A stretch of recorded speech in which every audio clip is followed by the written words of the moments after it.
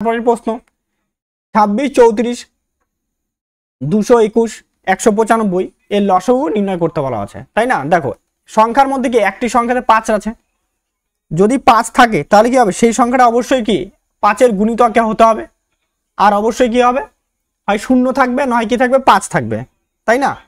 যদি তাই থাকে তাহলে তাহলে আমাদের কি করতে হবে, এবার দেখতে হবে যে এটা দেখো কখন 5 থাকবে আর কখন 0 থাকবে। তো যদি জোড় সংখ্যার সঙ্গে 5 গুণ করা হয়, জোড় সংখ্যা ইন্টু 5, তাহলে অবশ্যই লাস্টে কত আসবে, আমাদের 0 আসবে।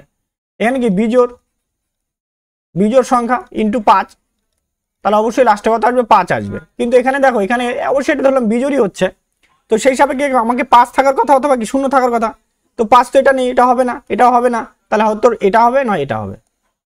এবার এইখানে একটা যে কোনো একটা অপশন উঠায় না, 195 কে যদি ভাঙাই তাহলে কত হবে, 195 কে ভাঙালে 5 দিয়ে করলে এটা 39, তাই না? এবার তাহলে এটাকে তারপরে কত দিয়ে করবো, এটা 3 দিয়ে করবো, তাহলে হচ্ছে 13। তাহলে আমাকে কি রাখতে হবে, 13-র নিয়ম ফেলতে হবে, 13-র বিভাজ্যতা নিয়ম ফেলতে হবে, নয় 5 বা 3-এর বিভাজ্যতা। আমি 3টাকে আগে ট্রাই করি, দেখো এটা 3 দিয়ে যাচ্ছে, কিন্তু এটা 3 দিয়ে যাচ্ছে না, তাহলে এটা উত্তর হবে না, তাহলে অপশন নাম্বার ডি হবে আমাদের উত্তর, তাই না? এটা 3 দিয়ে বিভাজ্য। ক্লিয়ার বিষয়টা? নেক্সট তারপরের